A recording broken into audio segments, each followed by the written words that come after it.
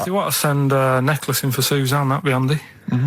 Oh, yeah. That's what she wants. Is Suzanne listening today? No, she's out. Right, okay, this is the dilemma. Me and Steve, yesterday, were trying to convince Karl that it would be a good idea to buy Suzanne a Christmas present. Okay? Now, why aren't you going to buy her a Christmas present? Explain, Karl, why you don't think you should buy her a Christmas present. No, well, I've told her I'll get her one, but in the new year. We're going away on holiday and that, so there's no point taking stuff away. Yeah. Going to Lanzarote next week. Just get something in the sales after Christmas for this, Yeah. Right. And me and Steve were trying to explain to Karl that she would love it if you bought her something on Christmas Day. Yeah, but she knows now. But knows what? I've told her. So no, well, I'm going to tell you. Do you know, right, this, dear listener, this was Karl's worry. I said, I bet she's got you something. And Karl was worried in case he got her something and she hadn't got him something. Yeah, he'd be livid. He didn't want to be down. He didn't want to be a present down. Yeah. Look at his face. So buy her a nice necklace. Don't spend, just spend £100, you know, just a little token. We're going away. I'm taking her away on holiday. No, you're not taking her away on holiday. What, you're paying for it, are you? Yeah. Are you really? Well, half and half and that. Right. So you're paying for you to go on holiday? That's good of you. So the gift is your company, really? She's done all right. She's done all right. Why do you talk like you're 60 years old? And you've been working down the mines?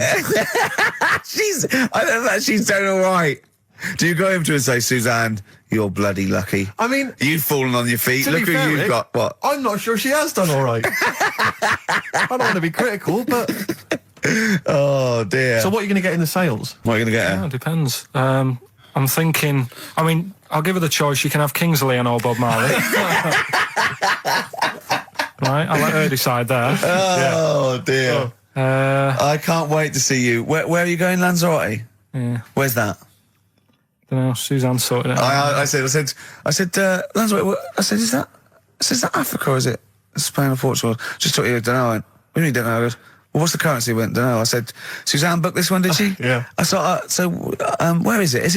Is Lanzarote African or foreign? Somewhere foreign. I was looking last night, and doesn't look that good.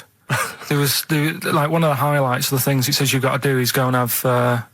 Apparently they've got restaurants in caves, and that's like one of the things they say you must do. So, if that's a highlight, do you know what I mean? Right. So I'll do that. Go and see what that's like. Yeah. When you're on the beach, Karl, do you wear the very, very tight Speedos? No. Do you walk around with them? Sort of longish shorts, t-shirt on, probably with a sort of a light shirt on top of that. Right, sure. So quite wrapped up then. Covered up. Do you wear a hat? Because obviously the bald head there's risk of sunburn. No, I just put a bit of lotion on it. Lotion on there. Yeah. Just have a bit of a wander down the beach, have a look. Yeah. See if there's any old blokes with their tackle out and a backpack. A lot to look forward to, so Yeah. there you go. Yeah. Well, we're looking forward to finding out how you get on. Yeah, I'll let you And know. Interested to know what she gives you on Christmas Day. More scintillating chat after this next song. All right, bit of placebo. Yeah, love it. Special needs. Placebo, special needs on XFM 104.9. Email in where Lanzarote is. I don't know if it's Italy or Spain or Europe or maybe Africa. You know, these are the sort of things, these are the reasons I come into it, to at least learn something, innit, Karl? We've stopped educating Ricky, so I've stopped learning, you know. Apparently Lanzarote is one of the Canary Islands. Oh, is it? Although we've also been told it's part of Spain. Right, I don't know yeah. who to believe. I don't know who to believe either. That puts me back, because I knew it was either one of them. Yeah. Yeah, I just, What about it? Pilot knows, doesn't he? Pilot knows where he's going. I thought so, yeah. Doesn't matter then. Right, we're playing J-Hawks. Let's play it. Yeah. Love it. Got bored with that conversation, did you? Long and winding road. I love that, but I don't like the way McCartney sings here. Well, there's just one, he goes, you leave me waiting here. Well, he's always got that slightly affected But it sounds style, like doesn't it? Richard Burton or something, here. Yeah. But it's only one that does it, but I don't know why. I just think he likes it or wants to go back and change it. Maybe it's like... But having said that, you know, I'm not taking away from the Beatles, one of the best bands ever. Well, yeah, good luck to Brilliant songwriters. they do well. Yeah. We've had a lot of emails, Karl. I don't want to sort of put a dampener on your Christmas, but a lot of people have been slagging off Lanzarote. One of them just said, well, one of them, I don't know if I can find It is it. Canaria, isn't it? It's Grand. It is one of the Canaries, isn't it? It's a volcanic island covered in volcanic dust. It's very windy, so you have to dig a hole to sit in on the beach, and there's hardly anything to do. That's from Mike Godham, he says, unless you like quad biking. Well, you know, you've seen what happened to... No, don't go quad biking. No, with your little head, there's no protection at all, is there? I don't know what you're thinking. I don't know. At least Rick Mann and Ozzy had lots of hair. Yours would you'd be like Humpty Dumpty. It would crack like a little egg. And then we'd seen, there's no kings or kings horses. So, well, they couldn't do the job anyway. No, shouldn't really send them. They're not really qualified. Horses not equipped to put back a medical man like Neil Fox in. Yes. To mend but not eggs. some kind of military horse. I bet he's had egg on his face a few times, hasn't he? What, Foxy? Yeah. Most of the series are Pop Idol. Right, Carl. Lanzarote, good or bad? Well, you got to give it a go, haven't you? Yeah, well done. Give everywhere a go. Exactly. That's what I was saying. You know, don't just take the word for it. I mean, if it had said an Alanova, Lanzarote shit, he'd have believed it. Sure. You know, if he'd have overheard it in a pub, Yeah. Lanzarote a crap, he'd have believed it. He'd have seen it on a website that was mainly concerned with monkeys and witches, he'd have believed it. Yeah. As it is. Everybody raves about New York, and when I went there, I thought it was rubbish. Well, you're an idiot then, because that is possibly the greatest city in the world, along with London. Subjective, though. That's why they have holiday programmes and that, innit? So you see it and you decide for yourself and that. Yeah, but you saw Venice on a holiday programme, as you put it. You went there and you went, it was rubbish, full of black bin liners. Well, it is. Right. Didn't they show them? It stunk. Didn't Judith Chalmers say that? Oh, it stinks here, and there's loads of rubbish everywhere. No, she didn't. Did she mention that? Oh, that's what I mean. So it depends what you want from holiday, doesn't it? Well, yeah. But So you're an idiot if you don't like New York, so next. Anyway, come on, break up, guys. Kiss and make up. Libertines, Don't Look Back Into the Sun on XFM. Well, the general public are getting involved with Carl's holiday, and, I mean, this has been a damning report on Lanzarote. There's not been a positive word written about Lanzarote so far. Wow. It's volcanic, there's no natural water supply. Apparently there's no natural water supply. It's You all have to sit in a imported. hole. What do you think of this, Carl? What do you think of the people that want you to know that you're going to a rubbish place when you can't change it? What do you think of that? rubbish show, will it? What do you mean? Be all right. What do you mean it'll be right? Because I'm going to go there thinking, oh, there's no water and that, and there will be water. No, they didn't say there's no water. What did they say then? There's no natural water supply. Whatever. I'm not bothered. Doesn't bother me. All right. I'm going to have a good time and that. What are you going to do? What's your plan to do? Got a book. What book you got? Rich Hall book. I'm just going to read that. So, Brilliant. And the weather's better than here, isn't it? Yeah. So, No Blue Sky, The Thorns. That's beautiful, isn't it? On XFM 104.9. Carl, you're losing your rag a little bit. What's the matter? nothing, go on. See? What's the matter? No, what's the matter with I've Carl? got something to cheer him up. Someone's emailed in, Emma's emailed in, she said that for those that know, those in the know, they referred to Lanzarote as Lanzagrotte. Brilliant. He's a bit fed up. He's got 2 CDs for Christmas from a company that's he's been with for 6 years. He's a little bit grumpy about having to answer the phones. He wouldn't go and make Steve another cup of tea immediately. Selfish. Yeah. Carl, what are you thinking? Nothing. Go on, what were you doing? Come on, Carl, you're getting paid for this. Project. Out. We'll take one of those CDs away. All right. What were we talking about? Letter to Hermione. David Bowie. Well, we've had the most convincing answer that it's about 290,000 actual words, but possibly 3 million in our vocabulary, using all jargon and scientific stuff and all that. Sure. 290,000. Still a lot, isn't it? It is a lot. We know so little, don't we? Apparently the average person has about 20,000 words in their is it? vocabulary Right. and uses maybe 2,000 a week. Really? Yeah. Carl, obviously, slightly bringing that average down. Carl, what do you think of that? Single figures. Doesn't matter, get by. Why have you got to use longer words messing about and that? I told you, that word about old, anti-dipuian or something. Just say old. That's a bit old, isn't it? That's a bit anti-dipuian and that. What's the point? Yeah. Get to the point. Sure. Busy.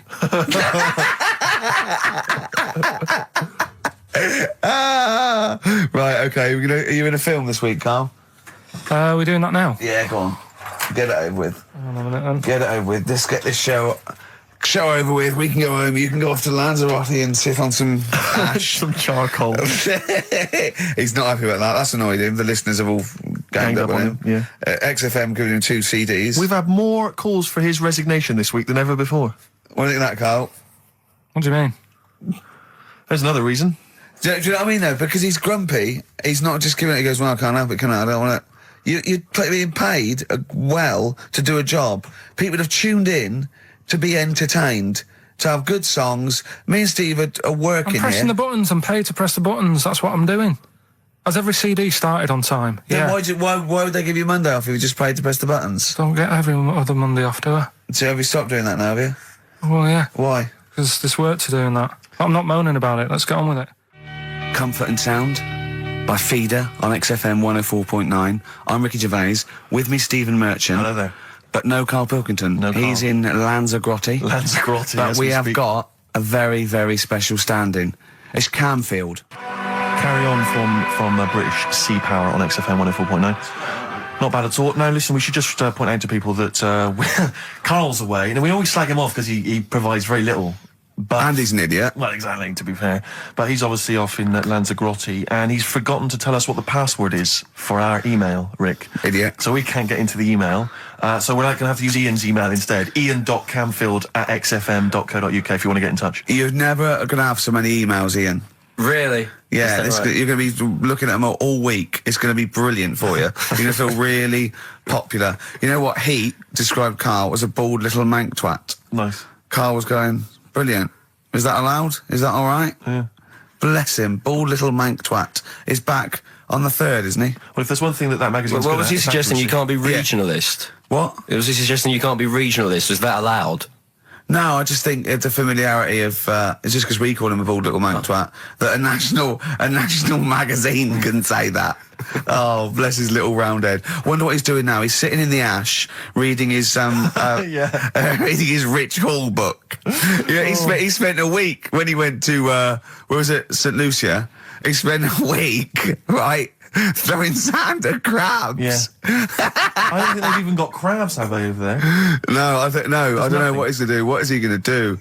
Suzanne, what is she going to He's do? going to be whinging. But it's sort of like, Carl must be like, you must like sit him in front of a video while you go and make the dinner or something. Yeah. It must be a nightmare taking a pet. Has she got a little harness for him? To be fair, though, Rick, I mean, I can't imagine you're much better on holiday. I've always wondered what that must be like. Because you always need an audience. You've always got to have someone around that you can perform for, drop your trousers for. Annoy, just generally sing and dance about. And Jane's seen it all. She's bored of you. So what, do you just do this to other people on the beach? Holiday makers, it is me. You can't believe your luck, Ricky Gervais. Or do you want to be the annoyed? dance? Do you want me to annoy you? Yeah, exactly. I can annoy you for 5 minutes. Yeah, Because then I'll get bored Exactly. myself. I'll tell you what, I want some ads, and after that, the fairy tale in New York. Oh. Well, have a lovely Christmas. Have a bloody great Christmas, Have mate. a bloody great Christmas. It's the best of next week. Yep. The best of the last few weeks Yeah. with some tat, you know. Carl's put together. We're Look back in forward to that. January. We're playing some of our favourite songs of the year. I'm looking forward to seeing Pilker's tan and Pilker's pictures back, from his holiday. covered in ash from the beach. Yeah. And we're back on the 3rd, I believe. But Ian, do you want to introduce on this? This is Ian's choice for the day. Yeah. We'll see you next week in spirit, and then we're back on the 3rd with Pilkers. Over to you, Kampf. Enough of Jonah Louis. This is Paul Di'Anno, ex of Iron Maiden, doing Santa Claus is Coming to Town. Kings of Leon, California Waiting. Steve, the public have been waiting for us to return. That's true enough. All right? Yeah. They had the best of Oh, I bet last that week. was a joy. They had Camfield and us without Carl the week before. But it's been a while since we've all been together. I'm Ricky Gervais. With me is Steve Merchant. And over there, with his little sunburnedy, baldy head, little Karl Pilkington. Hey. All right? Yeah. That wasn't Steve slapping me head then, by the way. No, that was just him clapping at like Steve Wright in the afternoon. It's a great show. Because he's so, it is a good show. Yeah. He's so pleased that we're a posse. Yeah. And we're all back together. 3 holidays Carl's had this year, last year. Yeah. I'd love to have 3 holidays. You've got to start putting the work I in had there. 2 holidays No, then. you had 3 holidays. You went away with Suzanne and her parents. Yeah, well, that doesn't count. It does count. If you book 2 weeks off the firm and you go away and you go, how was your holiday? Go, well, it didn't really count. It wasn't a really good holiday. Can I have them days back, please? My New Year's resolution is to be nicer to you, but Well talk done, sense. you've already broken that. No, but talk sense. Talk sense. You've had 3 holidays this year. And I'm just saying, you're in your 30s now, and 30s is when you should be really putting the work in. That's true enough. To reap the benefits in your 40s, 50s, 60s, 70s, 80s, 90s, and 100. Carl, what's your New Year resolution? What about think before you speak? It's worth. I mean, See, I'm consider it. allowed to laugh. I'm allowed to laugh at things other people say, Carl. That one, that is a good suggestion. How was your holiday, Carl? It was all right. Right, brilliant. But that I don't see on the ratio of good to bad in Carl's mind. That might be amazing because we never It might hear be him amazing, sing the mightn't praises it? of anything. I'll tell you what. Can we have a cracking little tune and then come back and hear about Carl's holiday? I'd love to do that, Let's really. keep it tight. Love to Tear Us Apart by Joy Division. Now I can't put my finger on it, but that doesn't sound like the original, and it's off a compilation. It sounded a bit fast. I think the vocal was slightly different. If anyone can, put me out of misery, I think it might be in a session of the time or something. Carl, is it a New Year resolution for you? Another one. Maybe when we ask you to get a song, get the original single version. I could be and wrong, not some but- obscure but- session. Yeah, it does seem different, doesn't it? Very odd. Yeah. Yeah. Maybe we just remember it wrongly. But anyway, that's XFM for you. 104.9, I'm Ricky Gervais with me, Steve Merchant. Karl Pilkington. Carl, you went to Lanzarote. Yeah. People said don't go to Lanzarote. They told you it was Lanzarote. They told you, were they right or You wrong? were right, yeah. Really? Yeah, it's a bit ropey, yeah. Is it why? Just, out there. If it wasn't for the volcano they had, it'd been knackered. That's their big draw, is it? That's it, basically. That's all they've got going for them. When you landed, was it really hot? Were you quite excited? You were thinking this is It okay? was warm. It's, we can't complain about the weather. The weather was all right. Sure. You know what I mean? That's what I went for, but it'd be nice if there just was something else. Yeah. What did you do all day then? Did you read your ritual book? No, I didn't read that. I read that book. Do you know the book that I bought and all the chapters were messed up? Oh, yeah. I bought a better version of that All right. and I read that. Excellent. And then, Did it make more sense in order? yeah, a lot easier to follow. Yeah. And then we went and had a look at the volcanoes and that. They've got 36 of them to look at. How many did you look at before you realised that pretty much you've seen one volcano, you've seen them all? Probably about 6 or 7. Really? And then when you got to the 8th, you thought, now I know what this is going to be, Suzanne. This is going to be like a mountain with a hole in the top. Yeah. Really? But it happened years ago as well. It's like, just keep a couple, fill the rest in, tidy it up. Fill the rest in! Yeah, no, Well, yeah. getting some builders. No, seriously though. Okay, They're a 4 death million tons of concrete, please. They're an absolute death trap. Yeah, what do you mean fill them in? Do you know what a volcano is? It's just a hole, isn't it? That's happened. Well, it's more than the happened back hole. It's in- more a portal to the magma in the centre of the earth. Back in 1730 it happened, and they still haven't sorted it out. Well, when you say it happened, volcanoes were made a lot longer ago than 1730. No, but the one that did Lanzarote in. Right. Sort it out. What would you suggest? How tidy can it they up. fill it in? It's joined. It's all joined. No, but what I'm And saying is, it was the a- big it was- plates of the earth are all joined. It All was the a disaster, magma's wasn't it? joined. With the trade centre thing, that happened. They cleaned it up, sorted it out, they've moved on. That's what I'm saying. Whereas Lanzarote have just gone, leave it. It happened back in 1730. You misunderstand me. How, in the name of God, can you fill in a volcano? You ignorant twit. No, but it's not just the holes. They've actually left the lava everywhere. That's what I mean. It's not just the big holes. There's lava everywhere. But it's molten rock. They can't just pick it up like they're like a carpet. Put it in the holes. The holes are there ready. Just push it all in. That's what I'm saying. What exactly is there then? Is it just a kind of moon-like kind of surround with just kind of dust and rock? That's exactly what you see. I was there when the Mars thing went wrong. Yeah. I would have just sent a camera crew there, filmed a bit of that, right, and say, here we are. This is it. Ignore the little coffee shop in the background. Right? This is Mars, because that's what it's like. Just loads of dust. Yeah. Holes everywhere. Tidy it up. Little round-headed aliens complaining. yeah. It's Whinging. just like Mars. Yeah. So, is there what's the best bit about the holiday? Come on, pretend you're Judith Chalmers. I have been doing. I would have done all. I would have said that. Don't bother. Right. I mean, the hotel was good. Yeah? That was all right. What was that like? It's all right. Just, clean. That's all you want, isn't it? See, that's not quite what Judith Chalmers does. She doesn't go, what's the hotel like? All right, yeah, clean, isn't it? All right. What was it like? What was it? 3-star, 4-star? Did that have a swimming pool? What was the Yeah, room like? had a swimming pool and that. Yeah. Yeah, it's good. If I think it was one of the better ones on the island. Okay. Nightlife? Wasn't really in it. There was a bar, there was some bands playing. Yeah. Not very good. Food got a bit boring. Yeah. It was always the same food every night, but they sort of themed it and made out as if it was different. So, like, on Mexican night, it'd be chicken with a nacho on it.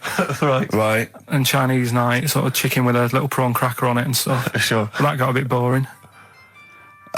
That's me just turning on my phone because I want to read to you a text that I got from Karl. I think you sort of sum up the holiday in this text, don't you? Do you remember it? Can't remember. Let's have a look. Let's have a little look. Let's Instantly, what did Suzanne, your girlfriend, make of it? Similar view to you? That they should fill in the holes? Yeah, it's just that thing, you see, I went on a coach trip, right? And you go and see the volcanoes. Like I say, there's 36 of them. Yeah. Which, how many do you need? And when we're on the coach going round all these volcanoes, the fella on the front's going and look out your left window at the moment, and there's a volcano. And if you quickly look out at the right-hand side there's another one. Right. And on the left, he's just like, all right, we've seen it. Sure. Do you know what I mean? Yeah. And that trip, we'll talk about that trip in a bit. Right, this is the text I got from Karl, right? All right. Been up to a volcano. Been in some dead artist's house who built his house in the lava. They said they would show me science with volcanoes, but all they did was chuck some water in a hole and it shot up in the air. No dwarves in the canteen, no scousers here, but there is a Swede woman with a big head. She looks effing gormless with a cap on. All right? So a little reference there to... A Swede woman? What's that mean? Do you mean Swedish? Yeah. Or she looked like a vegetable? No, the Swedish woman. But they've all got sort of quite big bill, aren't they? And I sent him a text. Oh, well, it's just good to be on holiday because, I'm working. He sent back, so am I. Just been watching Sky News. There is a school for monkeys who want to get a band together. Is that monkey news for later?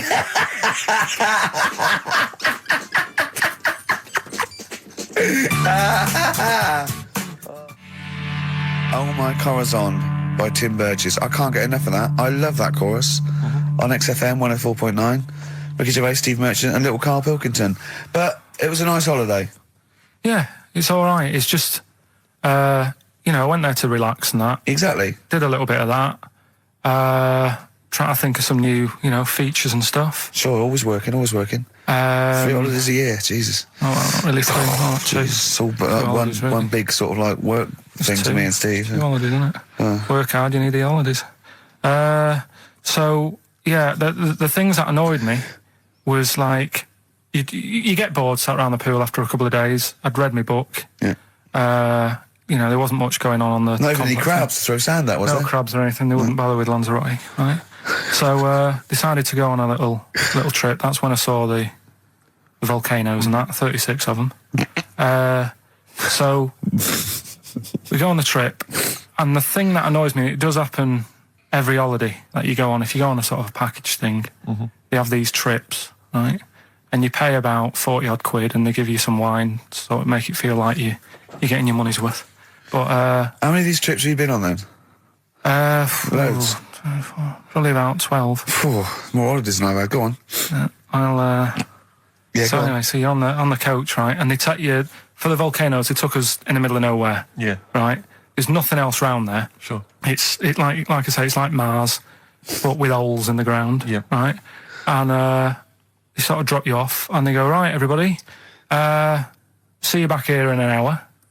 There's loads of volcanoes for you to look at, and a coffee shop over there. And for a fact, right, you don't need an hour there. You could just say, well, just keep the engine running because I'll have a look in this hole, we'll get back on, give us 5 minutes. Don't need an hour. Absolutely. But you know that they've got something going. It's a backhander, definitely. What, with the coffee shop? Definitely, yeah. They go there and they get everyone to have an ice cream and a coffee, and they sit down, have a fag, talking to the bloke. Yeah, and it's like, cousin. Yeah. How much was the coffee? Was it probably about €3 each euro, so I think it was $3.50. Sure. Yeah. Which is, I don't know what, that's about £2.50. Yeah, they've stitched you up. There's a museum in Italy when we went there a couple of years back. Suzanne had like one of those little guide things. Museum there just for spaghetti. Yeah. I mean, we opened a restaurant. Yeah. Was it interesting spaghetti? Spaghetti in different shapes? Don't know, I didn't go. I went to see a big hole in the ground. Sure. Can't get enough of them. Well, but out of 10 then, what would you give it out of 10? All in all, food, location, Right. relaxation, enjoyment. Yeah, that's 6. Okay, brilliant. 6, yeah. Next week, where are you going next week? You're not on holiday next week? Going Cool. away with Suzanne's mum and dad again. 5 holidays. Been roped Play a into record. that. You've got to put some work in. You're in your 30s now. You've got to knuckle down. It's that thing, though, innit, of looking at her mum. There's a lot of truth in that, isn't there, that you shouldn't really meet up with your girlfriend's sort of parents and that. Sure. Because you just sort of get a little taster of what's to come and what have you. Then what's to come with yours? It's a good job I didn't meet her early on. No. You're going to be in such trouble! No, they don't listen. It's all right. Really? Well, Suzanne does, doesn't she? She'll probably be out. Really? But she knows. She's got some sense. Yeah, when you get back. Yeah. You went on holiday with them, didn't you? Yeah, we've been on since then, haven't we? I don't think so. Yeah, I went on holiday last week, been away, but that was just me and Suzanne. Talk about that later. Yeah, okay. Oh. That's coming up. We noticed today how much he's simian, isn't It's he? very strange, actually. We maybe should try and get a picture on the website, because Karl's arms are particularly chimp-like. It's very, very strange. Because he's got that he's got long downy hair. It's And not the like long extended knuckles. Yeah, and his totally round face that sort of the chin goes back and the dome of his cranium. I think, quite seriously, I know we sort of share about 98.5% of our genetic material with bonobos and chimpanzees, but I think he's got a little bit more. Yeah. I honestly think he's a little bit of a throwback. Just his line, they just kept to this sort of really the ugliest one in the cave and the tree, and he really didn't come out of it. I'm not saying you are, I don't think you are. Yeah, you're chimp-like. No, it does annoy me. My hair annoys me on my body and that. Because I've got like hair on my little toes and that. Have you? And on the legs. Would you see your little toes? Can you pick things up with them? No, it's tried. Okay. Well, that's the finale of this week's show. We're going to see if he can play a record and put the fader up From a tyre, while swinging in a tyre. Just using his hairy toes. Yeah. I've sort of got hair all the way, but then it just runs out where it should be. On the top of your head. Top of your head. It's And just- is this part of the reason why you're always uncomfortable about, being nude or around naked people? Is that partly the reason, do you think, because you look so grotesque? Well, when I'm on holiday, I don't really like wandering about without a top on unless, like, it's a quiet beach or whatever. Sure. So what would you normally wear? Need. Shirt I just and have tie? like a nice sort of light, summery, sort of linen shirt, maybe, just a few top buttons open. Yeah. But I don't like... The naked body isn't that nice anyway, is it? You know what I mean? Whatever it is, if you're a cat and you're shaved, you don't look that nice. You know what I mean? But with I think you'll find a cat is naked even with its fur on. Cats don't wear clothes. No, but what I mean is a bald cat isn't that good. You know, it does me head in that I'm bald. I'm not. I wish if I could have hair, it would be nice. But that's life. Would you innit? prefer animals to wear clothes like Mickey Mouse does? Or Goofy? You know that I don't like nudist and all that. We'd love to. You can ask him all the other questions because Karl, as I said last week, he doesn't feel his own testicles because he doesn't like the feel. Yeah. So I'd like a doctor to explain to him how necessary that is. And this is truthful as well. I've got very slight pain around the genital area at the moment, and I think it might be some kind of groin strain, but I'm a little bit anxious, not entirely sure Yeah, what it is. you've been with me twice when I've gone along to get them checked. Yeah. And I go, oh, what's that? Yeah. It's terrible. I mean, but it's usually I think you're in a pretty low risk, aren't you? I'd hope so. You're coming out of the 20s. I think testicular sort of. I shouldn't be doing this. I'm not qualified. No. They told all they said was to me sort of like his 20s and 50s. We're in. Mine sort of felt like they dropped a bit the other week when I was on holiday. I don't know if that's like when you're relaxing or I was wearing shorts a lot. How far? If it's 2 foot, it's too far. I was having problems walking.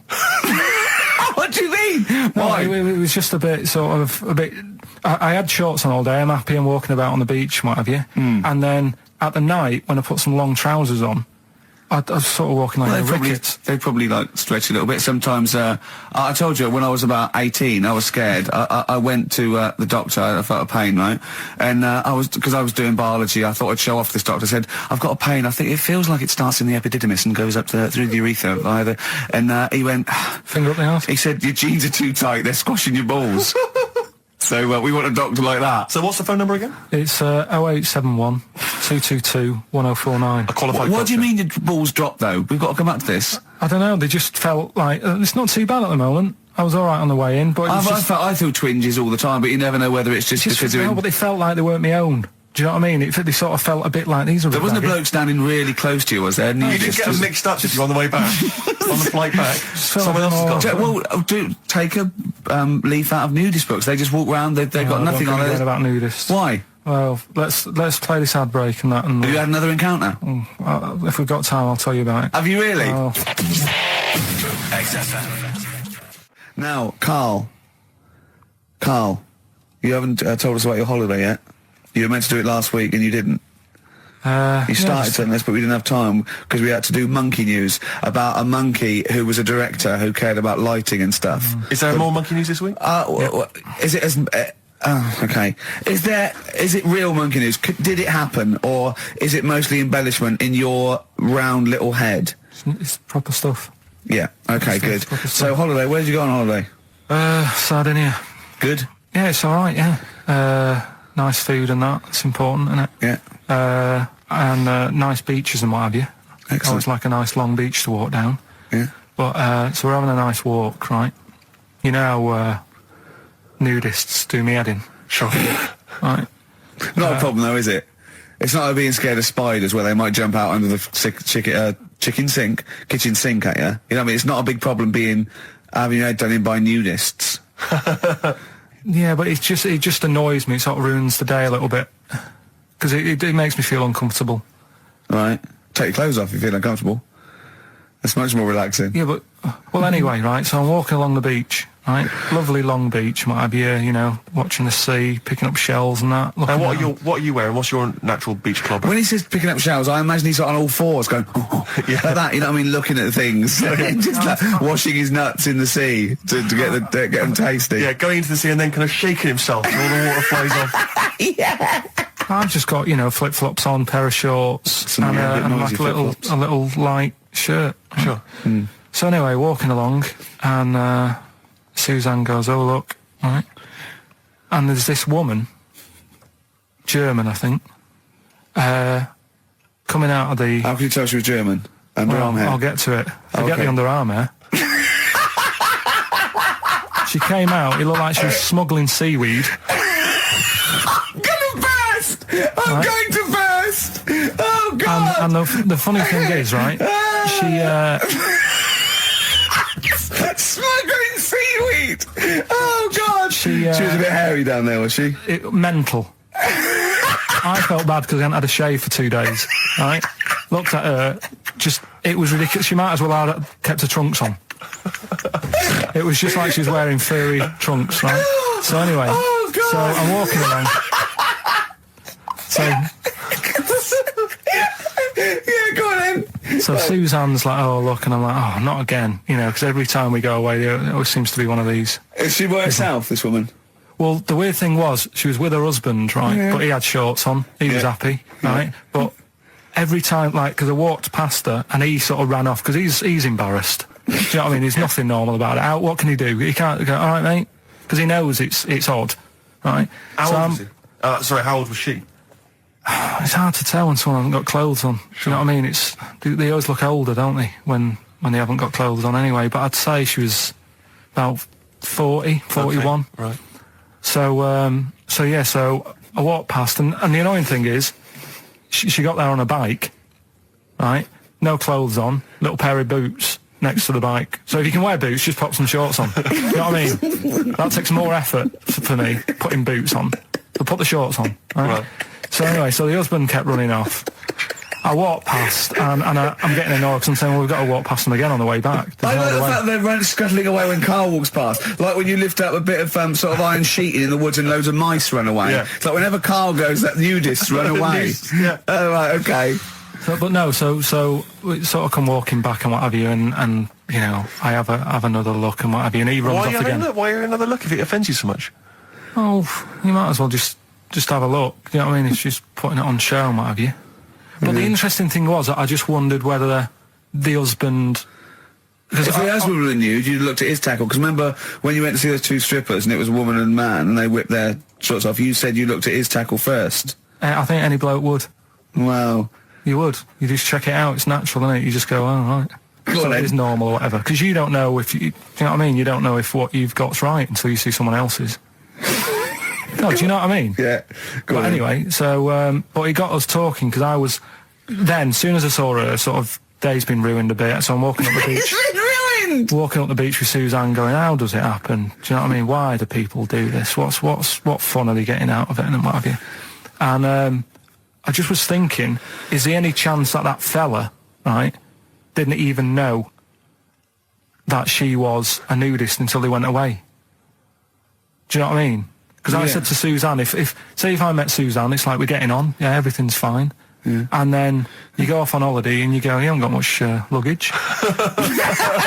And she's like, no, it's fine, this is plenty. And I'm thinking, that's weird. And then we go down the beach and she whips her knickers off. I'd be annoyed, but there's nothing I could do. Do you know what I mean? Sure. So I'm just wondering whether that's what happened to this fella. Every time someone came walking up, he was like, oh, God, this is embarrassing. And he kept nipping off. Yeah. Finding something else to do. Look at some shells. So I'm wondering, Rick, if at some point, maybe today or in future shows, we should get a nudist, one of those official nudist spokespeople, because all these nudist organisations, get them on the phone, justify themselves to Karl, because, in his mind, they are, what would you say, weirdos, freaks? I don't quite get it. I was reading something in one of the supplements last weekend, and some journalist went round to some, whatever you call it, some resort or whatever for nudes and that. And it's Were just they playing volleyball? Well, the annoying thing was, bowls. Why is that annoying? Well, don't play a sport where you got to bend over. Talking of campaigns and things and that, did you see Sir Bob on Jonathan Ross last night? Sir Bob Geldof. Sir Bob Geldof. Yep. Are you going to walk to Edinburgh or sail to France, Karl? What do you think of all this? The G8? I think it's good that, he's doing some stuff for the world and what have you, but probably won't bother. No? Having a walk. What do you make of all this campaigning? He's dedicated his life to this now, hasn't he?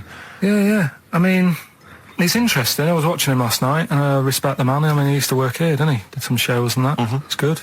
It's all right that he can do it, but... I assume that's not why you respect him. I assume you respect him because he's trying to save a nation, as opposed to he used to work in XFM for a while. Yeah, I know, but I'm just saying it's good that he's given up a lot of his time to, try and save the world and that, but... there's a bit of me that's kind of like, is he wasting his time a bit? Right, well, what do you mean wasting his time?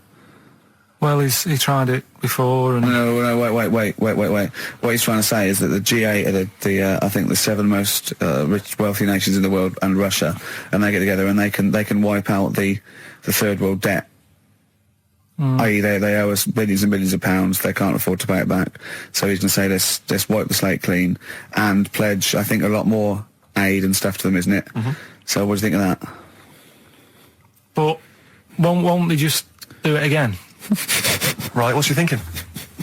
No, I just mean... I knew I had a little diamond in the rough here. I mean, obviously, I admit, I brought this up because I really wanted to know what Karl thought of it. Sure. Yeah, I had ulterior motives. It wasn't just for awareness, for the very worthy cause. It was because I know... Look at him looking at me. Look at him, he looks at me like a cat. Honestly, it's like there's nothing behind those eyes. Right, what do you mean? They're just going to run up the debt again, you think? Well, what I mean is, right, when I was a kid, right, and I wanted to go to the arcade, I'd borrow a quid off my mum, right, and she'd say, don't come back asking for more and what have you. But I'd have a go on a pinball machine or whatever, game on a fruity, and then go back, and she'd go, can I have some more money? And she goes, I gave you a quid before. And I go, I know, but I'm on holiday. And she goes, there you go then. And then I go off and do the same thing. I didn't go, no, I wasted the last one, I'm going to pop this in the bank. Right. So you think that's what's going to happen with... That's a the nice African continent? metaphor. So what do you think happening there? Is the Africans are blowing it down the arcade? Instead of putting it towards a fishing rod, they're blowing it down the arcade. I'm trying to win a watch. Look, I've got 100 goals. I think this thing is dodgy. Yeah. I'm trying to win a fluffy toy.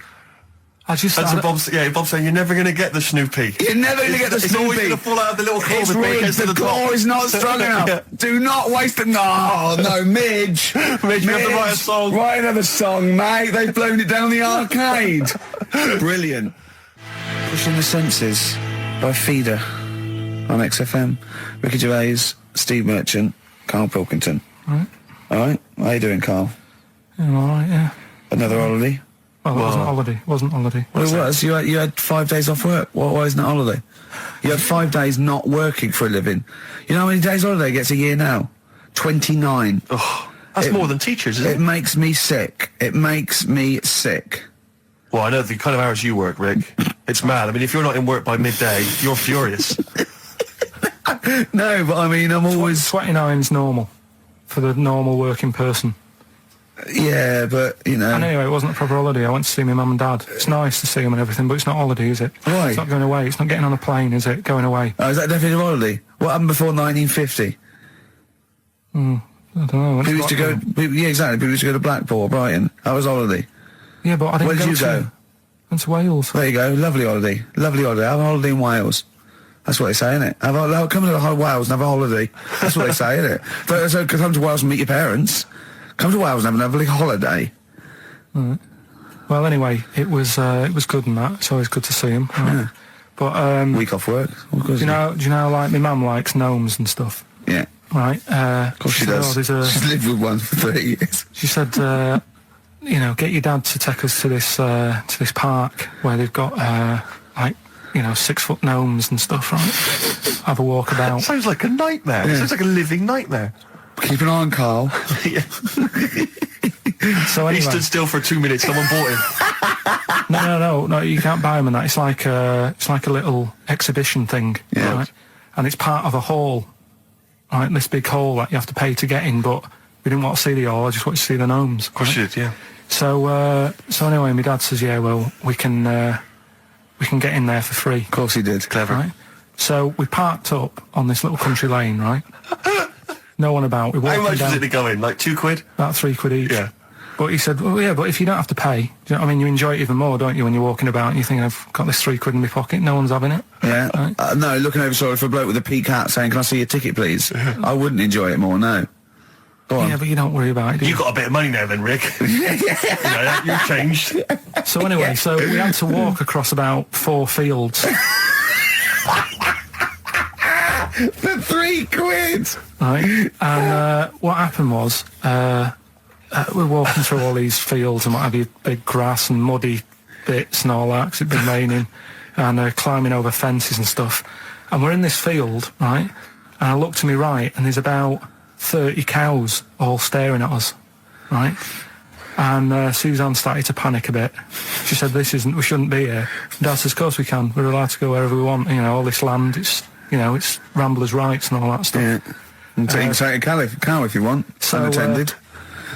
So Serves him right for leaving him in the field unattended. I'm having one. so keep us fed for a week. across. Anyway, these cows start surrounding us. Surrounding us. And, Oh, brilliant. Oh, no. Face off. and Suzanne's panicking, going, "This isn't right. We're not gonna make it to the fence in time. They're moving faster than us." And he started sort of running a bit. Wow. And It's like Dad some was kind of bovine West Side Story. Don't A gang of cows coming at you. don't worry about it and stuff. But my dad had to sort of stand there and like wave a stick at him. Of course. And we got away, but Suzanne was like having a bit of a sweat You on, got away. saying, we could have got killed. Sure. And my dad saying, no, it never happens. And I just wondered if it does, if there's a risk of... Yeah, it is rare, but there's been a couple of cases of being trampled by cows. They're not aggressive. They sort of run through you. Well, they're aggressive if they've got a calf. They do have kids. What? They had kids with them. Kids, yeah. That's a goat you're thinking of. Yeah. Maybe they were trying to sneak into the gnome thing, and they were worried that, like, if too many people did it, and they bought some cows, we can just sneak in. They Where were cows, trying, no one's expecting cows. And the cows were going, walk upright like a human. Don't walk upright. They thought you'd blow their cover. Yeah. Yeah, people have been killed by cows before. Yeah, that was like the highlight, and then So when you arrived there, you were presumably covered in mud, looking like something that had just come from Glastonbury, staggering around this no, exhibition. It wasn't that bad. It was just like a woods, and it had like a funny sort of funeral, like a graveyard thing, Right. with bodies sort of hanging out the ground and that, and we had What? these 6-foot gnomes, Right. and then we just set off again, walked back. But we You didn't sure have to this go wasn't a through the field. dream? No, it was good. But then I got back, right, Steve, and called up Ricky. I said, right, are you about? Have a chat and that. So he said, I'll just come round. It's a nice day. Have a drink and what have you. So I got round there at about 6:30, right? Go up to his door, knock on his door, right? He stood there with his tackle out. Oh. Yeah, what did you make of that? What was wrong with that? What do you mean, what's wrong with that? Why were you looking at it? Why were you odd. looking at it? I tried not to look at it. But again, you're always sort of attracted to it, aren't you? Kind of like... I've never been attracted to another man's tackle. I don't know what you mean. You can't help but have a little sly look. Especially when it's there. When you ring the bell, and I mean the one on the door, right? And that's hanging out. And does he dress to the left or the right? It was to the left, right? Yeah, it was left, yeah. Just popped it out of my shorts for him. Just popped him out of the shorts. Should have seen the state of him. Shorts on, no top, cigar. Looked like someone out of The Sopranos. It was a mess. Yeah. And then We sat on the balcony drinking wine, didn't we? Did you pop it back in, or was it? Yeah, I popped it straight back in. I got the laugh. Sure. I got the laugh I Yeah. wanted. Yeah. He walked in, he went, it's not that hot. Straight away, it's not that hot. Oh, brilliant. And then, was that knob news, or is there more? no, it's got more knob news. That's just a on there. taster. Just a taste. Listen, let's play some adverts. Let's play some great music, and maybe we should have some early knob news. Early knob news coming up. XFM 104.9. Lovely, that one. Now, again, I broke the rules in the week. I met up with Karl. I had lunch with him. And we were chatting and having a cup of tea. And it got onto one of Karl's favourite programmes, was the Tales of the Unexpected. Ah, of course. And all I can think is that he's probably the only person in Britain where they were unexpected. I mean, to him, when that twist came in, he'd go, gee, I can't... Yeah. Oh, God. Can't believe So it was the tree that did it. I mean, he was probably the only... And we were telling all these stories of horror, and he liked horror stories. And I told him this story. And I don't know if this had come across the way, but I told him this story. It was a short. It was a horror short. This was a film you saw, was it? Yeah. And what it was, it started off, just there'd been a car crash. You see, it's a horrendous wreck. And you saw it from the point of view of the person in the car. And he was calling for his mate, and he was going, Dave... And he sort of looked over and saw a body without a head that had been thrown at. He goes, oh no, Dave. And then into the field of view came Dave, his mate, and looked at him with a look of horror. And then it sort of went black, and you realised that he was just a head, and it had been his body. Oh, wow. Right? Yeah. And I said, then it came up at the end, at the executions in the French Revolution, people experience consciousness for, and he went, oh, no, he said, it wouldn't be for that long. And then he went, if it was a chicken, it would work. Imagine remaking that film, but it's two chickens in horrendous car crash. Their own fault for driving. It would work. No, he wasn't having that. Yeah. No, it was too long. I think he said, how long was this film? I went, 5 minutes. He went, no. It would work if it was a chicken. I like the way that Carl is something like, when you relate an incident like that, he's appalled and offended and annoyed by the people that made it, even though he's never seen it. Oh, he's annoyed, yeah. Do you have a favourite Tales of the Unexpected, one that you remember particularly that shook you up? Yeah, we were talking about the one on where there's some woman in prison. Have you seen that one? I can't remember them all. Right. This woman's in prison. Yeah. And she gets a bit friendly with the guy who takes the dead bodies out. Right. And he said, I can get you out of here. He said, what you've got to do, right? You've got to, I don't know, at midnight... When you hear the bell toll, Yeah, that means there's been a dead body. Yeah, there's been a dead body. So what you got to do is go into like the place where all the dead bodies are. Get in the first coffin on the right, and then I'll come along and carry you out, and you can run away and escape. Yeah. Right. So she goes, yeah, all right then. So she hears the bell go. I'll bury you, right? And then I'll come back later and dig you up. Right. Yeah, but that's the that point. It doesn't matter. It does matter. Trust me, Carl. It All right, really then, okay. matters. Listen, I don't know if I'm going to ruin this for people at home. Yeah. Can I just skip to the end? I would imagine that she gets buried and he doesn't come back, and she has to get buried alive. Better than Yeah. that. So she gets in the coffin, and she's lying there for ages. She's and buried. She can feel a bit of movement going on, so she's obviously, being carried somewhere. So she's thinking, this is it, I'm getting out. And she's lying there for ages and thinking, why isn't someone coming and lifting the lid off this? Do you know what I mean? Letting me get out. So she's really bored. She gets a lighter out, right? Lights it to have a look at who she's lying on. It's only the fella who said he'd help escape. Oh. How bad is that? That is... How bad is that? So it is quite important that she's buried alive then, isn't it? In retrospect, you realise that the jeopardy is that she's buried alive and can't get out. Yeah. It makes it so much worse, doesn't it, than just like lying in the morgue and going, actually, I'm getting out of here. Yeah. This isn't going to work. Look at Carl's face. Having told that, he's so pleased. His face is lit up. He's beaming like a child. Have you seen any? Is that your favourite horror thing ever? What was that one you told me about with the porn? That was a good one. Oh, this was fantastic, right? Right. There was this. Sorry, can I just check now? We're just remembering classic episodes of the Tales. No, this is important. Well, I saw one, right? I saw one on Tales Unexpected, right? And it was these two gents. What they used to do, they look down the obituaries and they'd blackmail the wife or the son of a dead eminent person, like might be a priest or a doctor, or something like that. And they'd go and they'd say, he bought some erotic stuff from us before he died, and he owes 100 guineas and all this sort of stuff. And they'd pay up because it'd be so embarrassing. They just didn't want them, so they'd just pay him, right? And this one bloke said, who are these people? I'll meet with them. And he goes round there, and they go, your father. He goes, my father could not have bought any erotic material from you. They did it. He goes, he couldn't have. He's blind. Right? And that was the twist. And Carl went, so it was magazines, not videos then.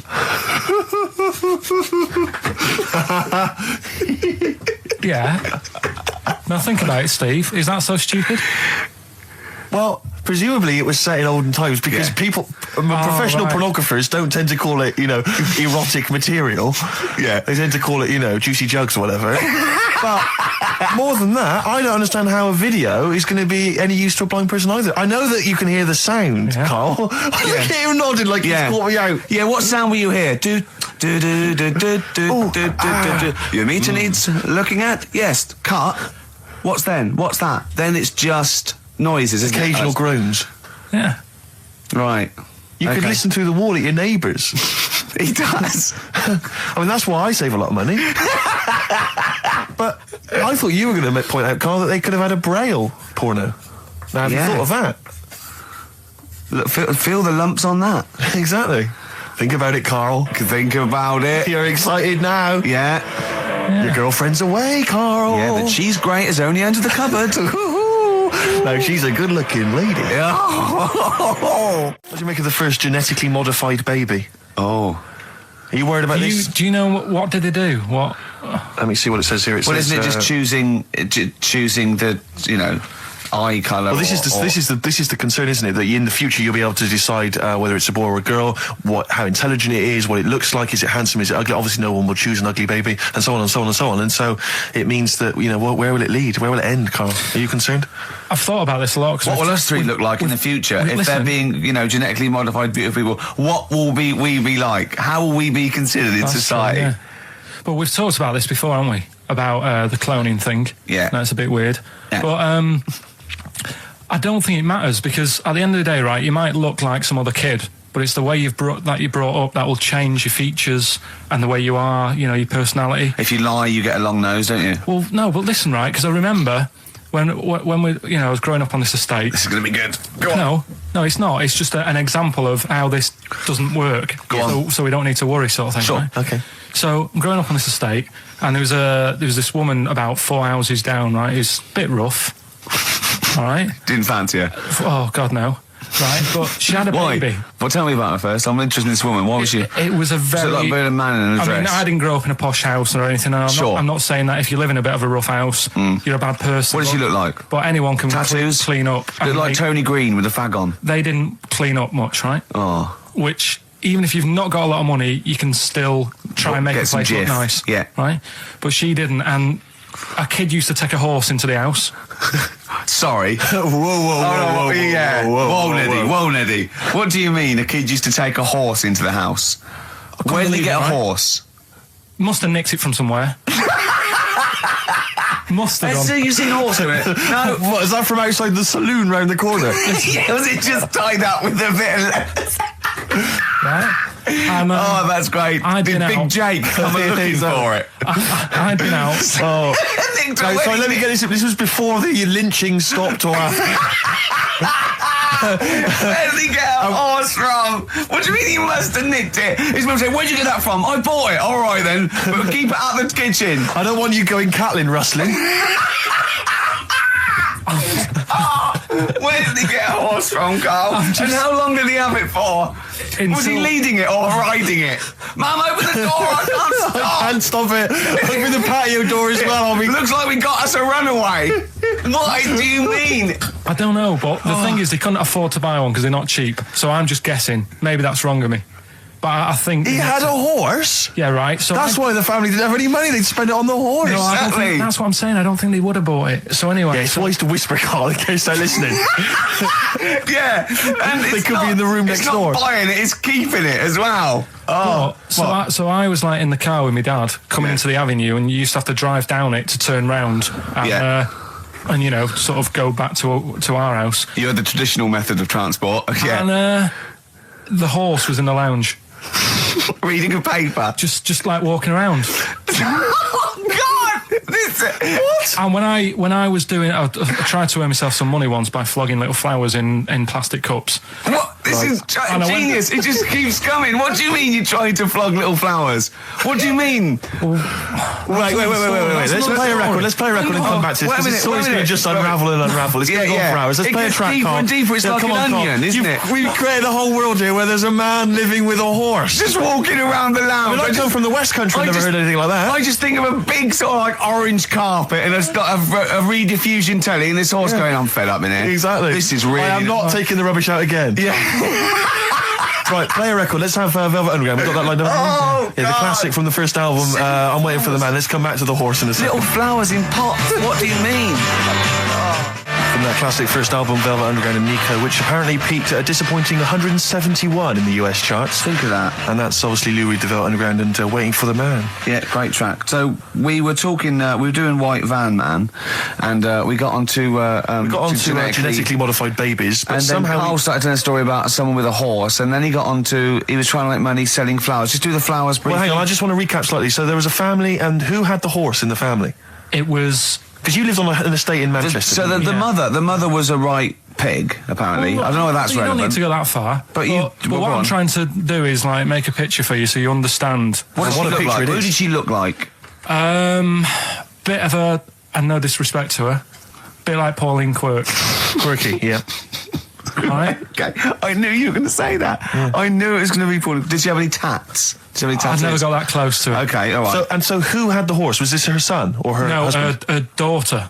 Her daughter had stolen a horse. Yeah, from I don't know where. There was I think there was some stables down the road or something. And they kept the horse in the house with them. They kept it in the house. Did they didn't get have caught? it for long. No. Sorry, and you said you were in the house one day and you saw the horse. No, in what there. happened was I was. They did this thing at school about raising money for charity, right? For some local charity. And they said you can do anything to raise money, and they came out with all these ideas, and I thought that's good. What was the charity? I don't know. I thought forget the charity. Yeah, that's I'm just a good way of making over. So you're a charity. So I asked my mum for some. She used to have a lot of flowers around the house. Sure. I said, can I just take some snippings off them, and I'll go and buy some plastic cups, and got some soil out of the garden, planted the bits of plants in them. Yeah. Got a tray. Yeah. Had about 25 plants on it, selling them for 25 pence each. Excellent. Did you sell any? Yeah, so loads. Did you just cut? You didn't just cut them and stick them in the soil? Yeah, they want to survive. But I think people sort of thought, well, good on him for trying. But anyway, so I went round to theirs because I thought their house could do with a bit of colour and stuff. Yeah. So it's a bit rough. So as I went The horse went, thank God for that breakfast. They've been feeding me kitty cat. So I got up to the door and they opened the door and it was one of them houses where no carpet. Yeah, a horse in the living room. You know. We've all been there. And the horse was walking around the living room. I looked quite happy and everything because I always say that about animals. Black Beauty right? was on. Yeah. Well, think about it, right? If you were a horse, where would you rather be? In a little wooden hut with a load of hay, or in like a house with a Central heating. 3-piece suite and a telly and that? Telling you that. No, but I was saying this the other day, And an Atari. right? I was walking through London. the Commodore other day. 64, Yeah. rubbish. Exactly. Walking through London with Suzanne, right? Yeah. And you know, like homeless people always have dogs. And Yeah. she said, "Oh, I hope she looks after it." I said, that dog is happier than most dogs, Right. Because people always walk past and give it a pat on the head. Yeah. It's with its owner all the time. Yeah. It's out in the open. It's not locked up in a house. Yeah. It doesn't You know what I eat, mean? but other than that... No, it does eat though. They're always all right. So that's what I was saying. I think this horse was doing all right for itself. Do you know what I mean? Well, not many horses have got their own house. Exactly. For a start, yeah. Well, anyway, that's what by we're the talking by. about. Yeah. So anyway, this family. It was a bit. What were we talking about? It was about cloning. Genetically modified kids and all that stuff, yeah. Right. Now, what I'm saying is, you could say, right, Steve, you could have a baby, right? And Ricky could see it and say, God, I want one that looks like that. Yeah. Right? It could happen, Rick. So Come on, work with him. So you take it to the doctors, and I don't know what they do. They inject it with something or whatever. Yep, that's how it's done. Yeah. And get a little baby, and there it is. It looks the same. Now the thing is, you separate. You both go off and do your own things. Yep. Right. Now, you look at Stephen. You look after your baby. Yeah. You treat it well. You give it good food and I'm that, a good dad. all the vitamins and stuff. Yeah. Ricky just gives it cheese. Right. So then it changes its looks. It goes a bit fat. It gets tired easily and that sort of thing. Now, when this family, Why am I just feeding a baby cheese? right, this family who had a horse in their house, Yeah. they had a little baby, and my man went round and said, "You're not going to believe this, but it's a beautiful looking baby," right? Yeah. And I was like, well, And the weird thing is, it was a good-looking kid, but as time went on, they didn't really look after it. And I'm not saying like abusing it, but it used to run around. It used to play out till like 10 at night. Yeah. It used to chase cars. Right. It was a bit. Did it have hooves? Yeah, no. Chase cars. Right. What sort of kid chases cars? Oh God! No. Was it called Rover? The weird Did it catch sticks? It's Liam, it was called, right? Right. Now, the weird thing is, it was a good-looking kid, but as time went on, and all that, like, not eating properly, and its hair was all patchy. It's not Liam Gallagher, is it? And chasing cars and that, and it became an ugly kid. It's definitely Liam Gallagher. And that's what I'm saying, right? You can clone all you like, but at the end of the day, it's how you brought up. Brilliant. Wow. Wow. Live. Wow. That was a hell of a point. God. But am I right? Oh, you're always right, Carl. Finally, White Van Man, what do you make of the fact that Sainsbury's are bringing in square tins? Is that a concern true? for you? Is that true? Apparently so. Why? Because Dunno. like it's easier to stack. This is what the guy in the Sun has said. That should be interesting. That should be his comment on Sainsbury's are bringing in square tins. Is that should be interesting for meatballs.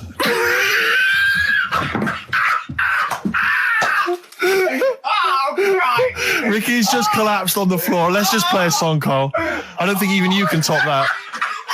Cooper Temple Claws. Who needs enemies? Good question, lads. Nobody. This is XFM 104.9. I'm Ricky Gervais. Oh, they should print a little book of those. They're great. Oh, how you can relate any song or artist to anything else. Easy, Joyful. easy. Well, yeah. So me and Carl went out for a beer, and it was great, wasn't it? Yeah, I enjoyed We myself. started Yeah, off, it's good. and you met my mate Robin, didn't you? Yeah. And some of the stories. Do you want to tell Steve some things about Robin that you've Robin, done? do you know him well? Yes. Well, do you know about his worm problem as a kid?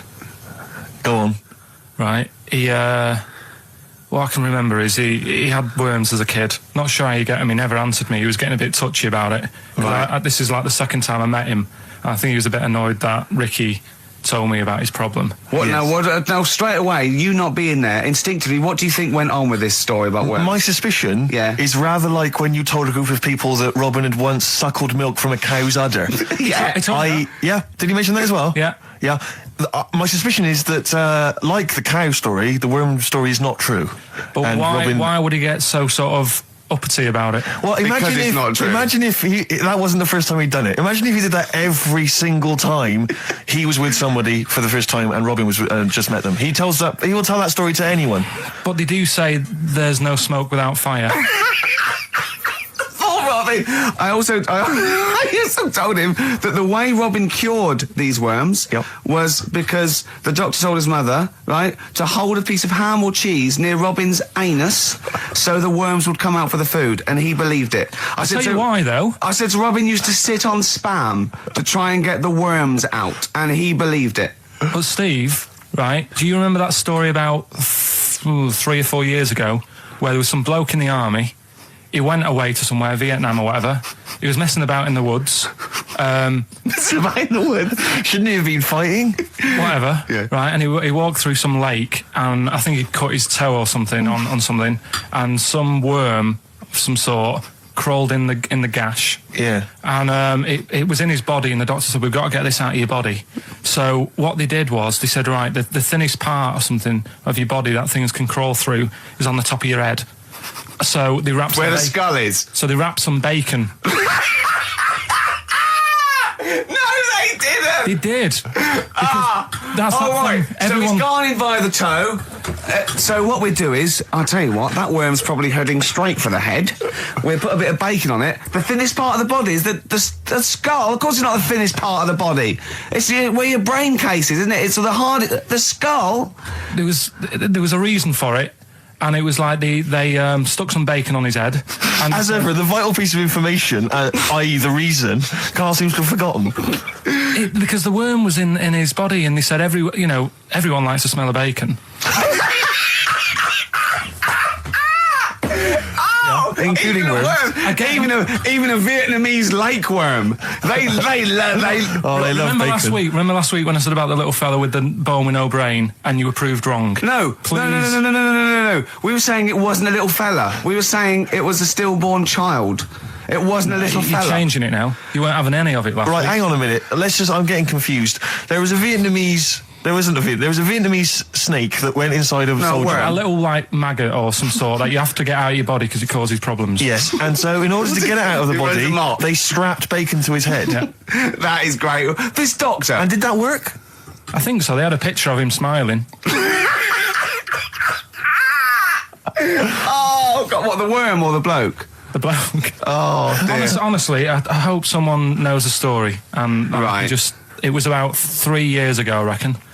Okay. And, it did work. G.I. Bacon. So this is why the worm burrowed out of his head to get the bacon. Get to the bacon. Right. That's great. So this is why when Robin was telling his story, I was a little bit disappointed if it wasn't true. Right. Because in a way, you know, Robin's never been to Vietnam. No, but what do you really think that Robin? Well, as Robin said at the time, Carl, why would I sit on ham then tell Ricky Gervais? It's a very good point. Because if he was a kid, you do daft things like that as a kid. Right. He is the telling Ricky Gervais, though. Yeah. And then, bless him. Okay. And then anyway, Robin left, and I tried to chase him, but he got away. He knows that and then we had a few pints, and then Carl embarked on some of the greatest stories ever told. Can you tell the story about your dad? Let me run it by. I haven't spoke to him all week, so let me run it by him. Okay, play records. Because what we got? We've got one of Steve's. Yeah, well, bizarrely enough, this comes from the Teachers 2 soundtrack, the soundtrack to the current TV series. There's a slight whiff of nepotism in the air. Yeah. Rick, would you like to explain why? Well, that's why you're doing it.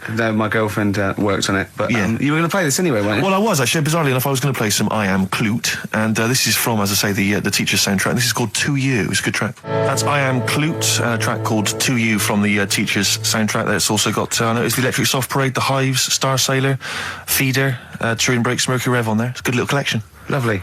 Carl, has just had confirmation. He's looking smug because someone phoned up and went, "It is true. It's a Laogai chi worm, and you wrap bacon around your head." That's all the bloke knew as well. Yeah. And his name was Gary. Yeah. So I'm not having it. No. And he said, see, that's why the Robin thing isn't so weird. He said, but when you said he tried it with cheese, he said I was having none of it.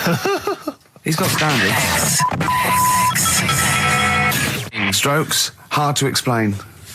Like Karl, really. Yes. Yes. So, Karl, concentrate. You go on. So, we'll leave the worm with the bacon wrapped around the head, shall we? Well, if you're ever caught in the jungle, Yeah. Always carry some... bit of Danish. Good advice. Lovely. So, would you like to start on your... to Steve, because I've heard all these. We won't do them all. Well, we'll start off with the Mr. Freeze. Tell Steve the story of Mr. Freeze. This is the first time he nearly died. This is the most serious of the lot, really. So, what it was, do you know, like, don't know if your mum and dad did the same thing, but, like, they do the weekly shopping on like, a Friday. Yeah. So when you got to Thursday, there wouldn't be much stuff left in the cupboard. It'd just be like, you know, your Jacob's crackers and stuff like that. So when they'd been to the supermarket and they came back, I was like, you know, what's that saying? Like a pig in... You know, I loved it. It was like loads of food coming in, loads of biscuits. What is that saying? He nearly said pig in shit. Right. Is that the same? Yeah. Right. So yeah, all this food comes in. Thank God he didn't. Otherwise he'd have been in trouble. That's true enough. Because he's culpable for our actions because Exactly. he's the producer. So technically, that twat's in charge. Go on. Right. So anyway, so there's loads of food, and I'm like, oh yeah, look at this, and chocolate biscuits, and you know, penguins and stuff. Bacon. And bacon. Just in case, you never know. So anyway, my mum and dad's putting the food away. Me and our kid are like, he's already grabbed something, gone back upstairs. It's like feral children. It's like a quest for fire. And then they run upstairs. What did he just sit under the bed, gnawing at some sort of pig's trotter? So I saw, do you remember Mr. Freeze Pops? I do, yeah. So they're kind of like popsicles, icicles. Yeah, but really long, like a foot long, right? Yeah. So I thought, I'll have one of them. So I grabbed it. Went for the nutritious stuff first. Absolutely. And like my mum and dad are putting this stuff away and what have you. And I rip it open and knock it back, right? Straight away, just right back like Swallow that. it straight right away, down yeah. But it went down the wrong way, right? So I What, was down like, your shirt? So I was like, oh God, I can't breathe. And my mum and dad didn't even know what I'd ate. Do you know what I mean? I ate it so quick. Yeah. And I'm sort of tapping my mum on the back, going, and she's going, oh God, you know, he's choking again, because I was always choking. If it was one thing, I don't know if I've got like a small throat, but I mean, even Ricky knows I can't drink that much, can I? Yeah. Do you know, Or eat pebbles. I'm not a quick drinker. I'd always, I think I'm scared of like swallowing stuff. Yeah. And it was like bottle tops and mint imperials and stuff. I was always choking on stuff. Oh, jeez. So anyway, she's going, oh God, what's he picked up on it now? Drop it. So- And she hit his nose with a stick.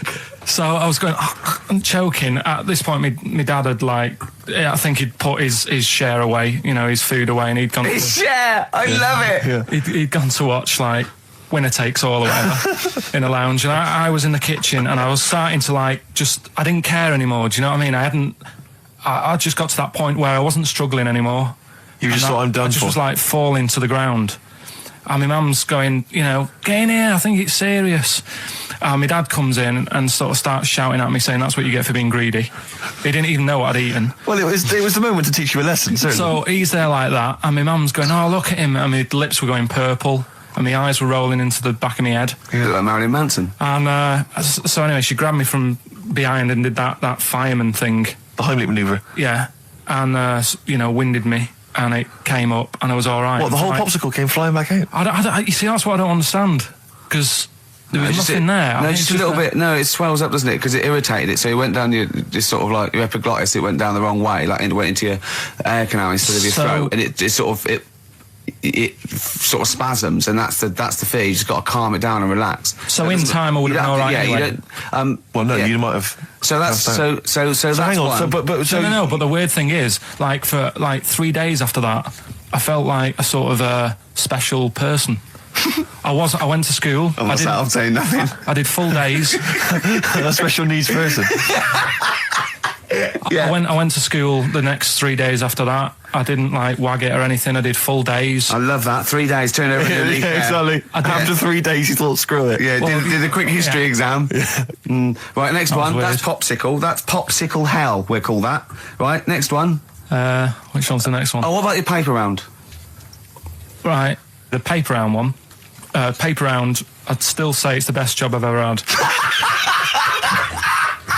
And he means it. No, I really enjoyed it. It's like, you know, you don't have to work with anyone else, right? So you make your own rules. Just think of that. You know, you sort of You're around. spreading information Well, yeah, to people. yeah, Vital you're information. giving a service, and no one else is around. You know, you can just do what you want and think about stuff whilst you're cycling around on your bike. It's really good. Yeah. So anyway, Imagine the stuff he's thinking about when he's riding around his I bike. can't. Oh, so getting in the head of a salamander. So anyway, I loved it, and even though I only got like 50p a day, right, no matter what the weather was like and stuff, I used to get up at 4:30 and go and do the round, and Why'd you get up at 4:30? because I wanted to watch the Pink Panther at 5:30, so I wanted to get me paper round done. I said, why didn't you watch Pink Panther? And then deliver. He went, I can't sit there thinking I've got my paper round to do. He'll ruin it for him. Yeah. So is it a good job or not? So 4:30, I was up and about, and this morning it was like winter, really bad winter, bad snow, you know, freezing cold, really windy and all that. And my mum said to me before I went to bed, she said, "Don't be getting up tomorrow. I'll give you the 50p." I said, "It's not about the 50p." So, you know, people want the papers and stuff. So, Conscientious. so anyway, I went to bed thinking, you know, that's it. I've told her I'm still going, so, you know, whatever. Go to sleep, get up in the morning, and put all my kit on. And I used to have layers of clothing on because it was really cold. I had like a big anorak on with the fur on. I had like waterproof pants, and I got my paper round bag. And I went downstairs to get out and tried to open the door, and it was locked. Oh, God. So she'd locked it so I couldn't go out. So I'm searching around the house looking for the keys. She must have hid them somewhere. I thought, oh, God, you know, I've got the papers to do. So I thought, how can I get out? So I went upstairs, climbed out of the bathroom window. God. Right, and to try and jump out of the bathroom window onto the porch. But the problem was, I had so much gear on, I was like the Michelin Man. So I could hardly move as it is. Yeah. And I'm trying to get out the window, and I'm like, trying to stretch down like that, get my foot on the porch, and my bag got caught on like the hook of, do you know, like how you have a hook so you can put the window open? Right, yeah, The little arm goes on. My bag had got caught on that. I was holding on to the wall and my foot on the thing, so I couldn't sort of pull it away in case I pulled it away and then fell on my head. Yeah.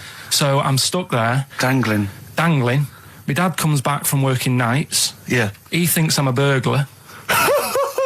Gets out his gun. So he's shouting and stuff, going mad and going, "Dad, it's me." And he had to give us a hand using a... He's heard that wily trick in Manchester before. He had to help me using a washing prop thing, a big stick. What did he do? Well, he said, "Just hold on for your dear life, and I'll sort of push the paper bag off the hook." Why didn't he go upstairs and sort it out?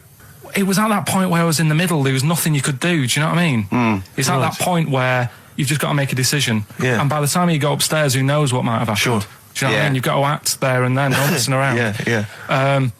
So And you could hear downstairs, now here he is, the Pink Panther. Yeah. Dad! Hurry up. Panther, ever so pink. Oh. So that was close to death because I must have been about 30 foot in the air. So, to cut a long story short, he gave me about 4 or 5 near-death experiences, and he went, and the whole point of this, he went, so that's why I think I'm going to die of something horrible, like cancer. And I went, why? He went, right, you ready for this? Yeah. He said, well, I don't check my balls. Wait. He said, I don't like the feel. Carl, always check your balls. Do you I check don't like the yours? feel. Why don't you like the feel of your own balls? They just, I mean, you know that I don't like bodies anyway. Right. Do you know what I mean? It worries me a bit that you've got all that going on in your body, right? And your skin's keeping it all in place. Stop. We're going down a whole other avenue of discussion. Let's play a track, let's come back to it. And now it's Karl's bit. It's the re-education of Karl. He's like Liza Doolittle. And now he's coming to, or Lawnmower Man, if you've seen that film. More like Lawnmower Man, if you've seen the film. You'll know what I mean. And his homework was to just study quotes, really, on happiness and stuff and general well-being. He's not a big happiness quote fan, are you, Karl? Not really. So what have you done? You've come up with something, haven't you? Right, yeah, I told you, right? Because a lot of these are just things you say every day. They're nothing special. So what I'm doing... Well, you say them every day. Well, the sort of things you come out with and you don't even think about it, do you know what I mean? Yeah. They're on the TV all the time. People on the radio are saying these sort of little quotes. Sure. And what I've done is, remember that programme on Channel 4, Faking It? Yeah. Where they got some, like, posh kid to be on a door and all that. What I've done, I've... Imagine if that was the pitch for the show. Dear Channel 4, just going to get a posh kid on a door or something? Yeah, Yours come sincerely, in, Carl. come in. Yeah. TV producer. Yeah, go on. So what I've done, this little book of quotes, happiness quotes. I've picked 2 that are real, Okay. and I've made one up, right? And we've got a guess. And you've got to guess. Okay, then, it is. go on. Well, I'll tell you what, Rick, why don't we, when we've heard them, we won't confer. No. You'll write down yours, Yeah. A, B or C, and I'll Yeah. write down mine and we'll Sure. see how it Okay, works. Carl, off you go. Right, and just because I'm looking at this book, it doesn't mean I'm actually reading. No, I know. Don't no, worry, I know. we're clever. No, we know. We can't see. Like, Yeah. call my bluff. Yeah, go on Okay. then. Nothing is worth more than this day. Okay. Yeah. Yeah? All right. Yeah. The way I see it,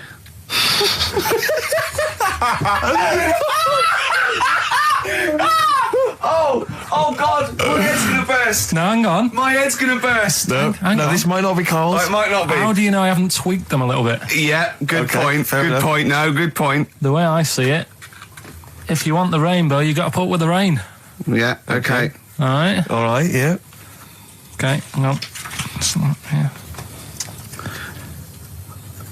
Come on. Cat food.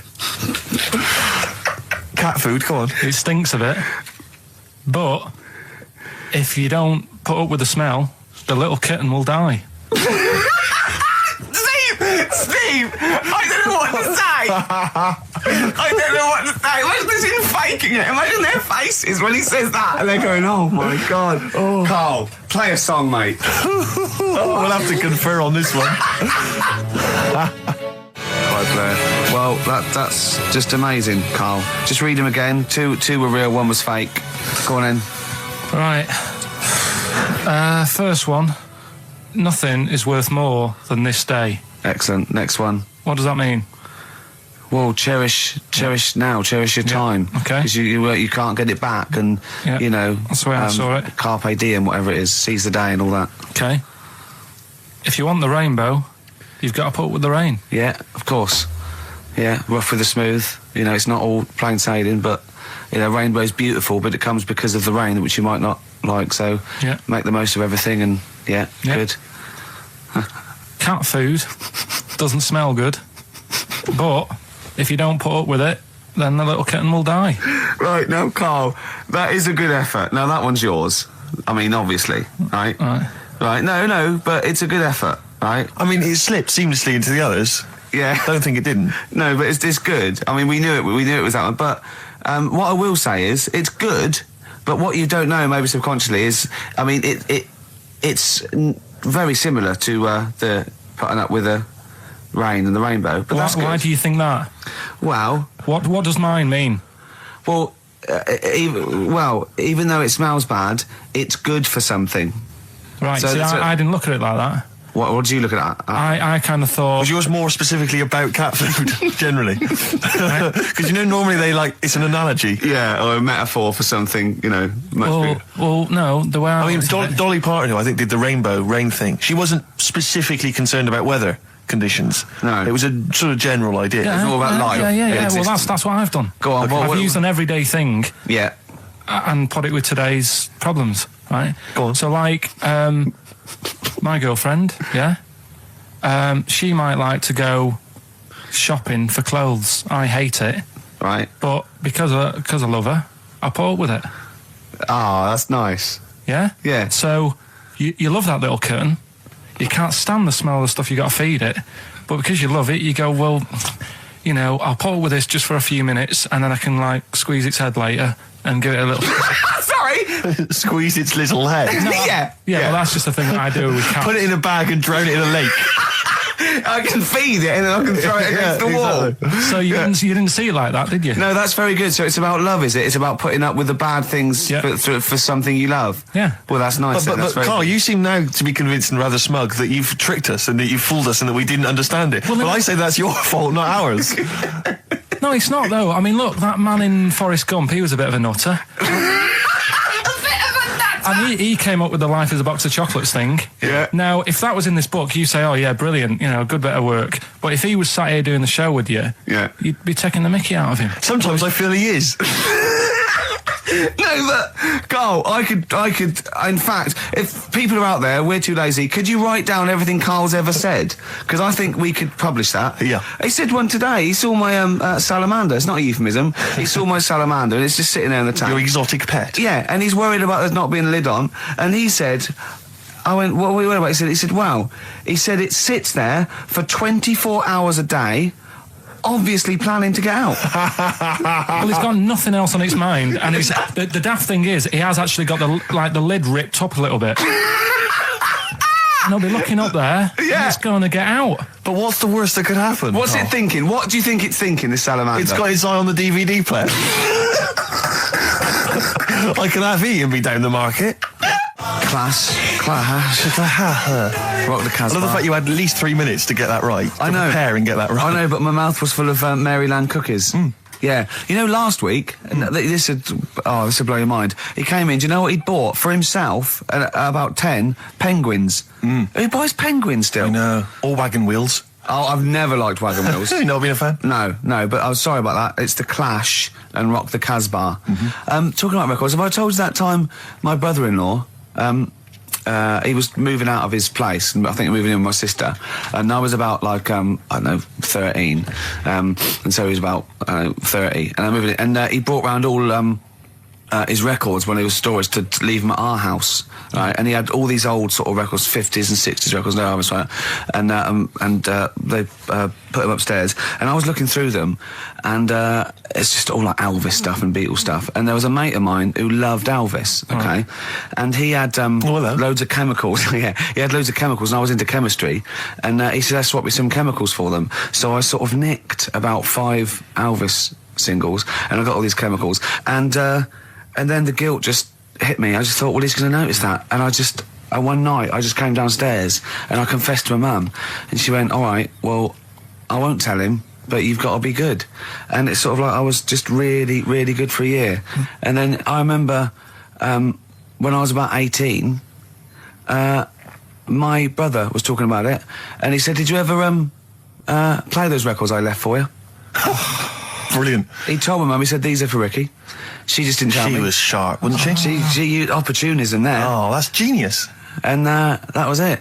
That's why I was good. But you've never stolen anything since, have you? No, I don't. Except that spate of shoplifting after that to teach your mum a lesson. yeah. Well, I went round and arson. No, I did. I just couldn't believe it. It was great terrible. trip. I remember, I think all kids go through a phase of shoplifting. Well, and when I was going through it, I used to just little things, just like magic markers and magazines, Mars bars, that sort of thing. Yeah. And one day, right, my mate Anthony, his mum called up my mum and said, I've got to meet up with you. I've got to have a word with you. And she said, what about? She said, I don't want to talk about it over the phone. So she goes, oh, right, well, yeah, come round tonight then. So anyway, my mum sees me, she don't want to be in an awkward position and, be a bit embarrassed and what have you. So she sees me and she goes, right, Anthony's mum's coming round. What have you been doing? Yeah. So I go, oh, God. I said, I've been nicking stuff. So she goes, like what? So, not big stuff. I've had a few calculators and Mars bars and stuff. How many? I'll just work it out. Hold on. Works out at 7.2 per day. So, how many calculators do you need? So it was when that phase. You failed maths. Everyone wanted a calculator. It was like a trendy thing, wasn't it? Right. Oh, yeah. In Manchester a couple of years ago, yeah. So anyway, I told her all this and I confessed to Computers will make it there one day. confessed to There's magic in the back of battery. Go on. confessed to nicking all this stuff. She comes round. She only wanted to borrow some money. Brilliant. She said, "Oh, I don't like asking. I was a bit embarrassed to ask you over the phone, but can I borrow 20 quid?" Oh, that's fantastic. And there's me. That's great.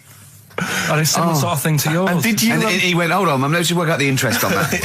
I bank 10%. She'll owe you £4.40. Yeah. Oh, so your mum was a loan shark. yeah. And did she mention She that went, you'd been nicking stuff with that other? Because what I'm saying is, presumably you got your mate in trouble. No. Right, you didn't. That's great. Anyway, should we have some more music? Because we've been waiting for What are you going to play, Carl? We've got the Cooper Temple Clause. Oh, brilliant. His homework was to come up with those stupid lateral thinking problems. we maybe should give an example of the. Romeo and Juliet. Right, Romeo's asleep on the bed, Juliet's on the floor, covered in water and broken glass. What happened? And you ask all these stupid questions, and it's Romeo's a cat and Juliet's a goldfish. Again, Awful. What am I thinking? Yeah. Yeah, come on then, Carl. Right. Yeah. There's a bloke lying on the floor, right? He's cut his head, blood's coming out of his head, and all his mates come running up, and they're all stood round him. Yeah. And they don't take their hats off as a mark of respect. That is outrageous. Why didn't they take their hats off? I'm laughing, but it's probably as good as the real absolutely. ones. A bloke's fallen with his... Yeah. He's lying on the floor. Yeah. He's dead. Yeah. His mates come running up. Like, Was it important that his head was cut? I don't know. I mean, Would it have been okay if he'd have been wearing a hat? He wouldn't have been dead if he was wearing a hat. What's your answer? No, you're meant to answer questions. You don't just go, what's your answer? You say, where's the turn? You go, no, and I have to guess. It's obviously like sort of motorcycle stunt team or a parachute. Why didn't they take their hats off? Because they're probably still on the motorbikes or something. Or... Well, yeah, but if you mark a respect to someone, you could take your helmet off. I'm getting angry. What? They're parachutists. Why couldn't they take their helmets off? Because they're coming down from the sky. But he's on the floor dead. Well, they can look down and see him on the floor. Are they on the floor, Carl? They're on the floor as They're well. walking, are they? Yeah, well, they sort of stood there looking at him. They're stood there. Yeah. They're stood on the floor looking They're at him. soldiers. Why? But why? If Because it might be in a battle zone. They might have their helmets on, and he's been shot in the head. No. Well, that does work. You see, this is my point. That one works. That one works. Unless you've given us a piece of information where that doesn't work. What's the difference? Why is yours different to he's been shot in the head in the trenches and they're looking at him and they keep their helmets on? I just don't think it matters as much. If they're in the trench, they're already guarded a little bit. So they could take their hats off. It's the best mate, for God's sake. Okay, he's dwelling on this. Are they normal hats? What kind of hats are Give you the they? answer. No! Don't get ratty. What kind of hats are they? Baseball hats? If I told you what sort of hats they are, you'd have the answer. Wow. Okay, I've got to guess what sort of a hat it is then, have I? Right. Is it a trilby? No. Is it a bowler? I know what it is. What? They're spacemen. No. Oh, that's a good That one. one works as well. This is my point. I like that one a lot. It works. He's fallen on the moon, and not that the moon happened. It was set up, it was wasn't it, all in the fake, studio? We know that. Yeah. Okay, Carl. What's your answer? Builders on a building site. Why is that different to soldiers? Because bricks don't fall in wars. But bullets fly. Right. Let's play a record and we'll come back to it, Carl, while you think about what you've done. Oh yeah, you've embarrassed Let's play some yourself. classic Suede. Yeah, and this is for David and Kieran. I think who wanted a bit of Butler. This is a bit easier, but I still think it's a good one. So this is, we should explain what this is if you just tuned in. It's one of those stupid lateral thinking problems That Carl himself has created. Yeah, that was his homework. Right, this one. It's a fella. He has a normal day doing stuff. Nothing wrong with him. Right. And It's the twist in the tale. It's just like Tales of the Unexpected. Yeah. Just a normal day, nothing wrong with him. Hold on, though, he's got the legs of a fish. Go on. So, that's why he's been hiding his legs. So Go on. he does his The normal, legs of a fish. Sorry, can't carry on. He has his working day and that, Yeah. and then he gets a bit tired. Goes to bed. He puts the light on, leaves it on, goes to bed. Oh. That's crazy. That's mental. I can't think what's happened. Anyway, here's Radiohead. Right, okay. What? The question is, why does he put the light on when So he's a going man, to bed? he's had a normal day, he's come home from work. Is that right? He's come home from work or he's not been working? Yeah, he's just been out? no, it's been working and stuff, I think. You think? You've made it up, Carl. You can decide. So is the question is, why has he put the light on when he's asleep? There's a reason that he's put the light on when he's asleep. Has he gone to sleep? No, Carl, don't shrug. You're meant to answer these questions. He put the light on before he went to bed. Yeah, and the question you're asking me is why? What's the scenario? And the light's on and Yeah. that, but he's gone to sleep. Yeah. He started reading and then he fell asleep. No. Did he so he intentionally, for some reason, put the light on? Every night. It's mad. Sounds mad. That's Carl, doesn't it? Every night he does it. Yeah. He puts the light on when So- he goes to Light sleep. on, it goes to bed. Carl, is the point of this, he puts the light on for a very good reason. Not for us, but for some people. He's blind and it's always been on, and he thinks he's turning it off, but it was on in the day, and he thinks he's turning it off, but he's turning it on because he's blind. That'd be stupid. That works. No, that works great, Rick. Yeah. Thank you, Carl. So you've got to come up with Hang on. If What? you're blind, why would you put a light on? No, he thinks it's off. Yeah. But why would he turn it on anyway? Just think so he doesn't get burgled, so people know he's in because he can't see him. So he just he puts the light on when he's there, then he turns the light off when he goes to bed, so people think it's fine. But he's got it out of kilter, and actually he's walking around in the dark all day. I don't believe that if you're blind, you turn your light on. I don't think you'd be living on your own, would you? I'm not having that for a Do second. blind people live on their own? For a second. Well, some people do. Lonely blind people live on their own. No, if you got bad eyes. Any even women? Are there any blind women who live on their own? Rick?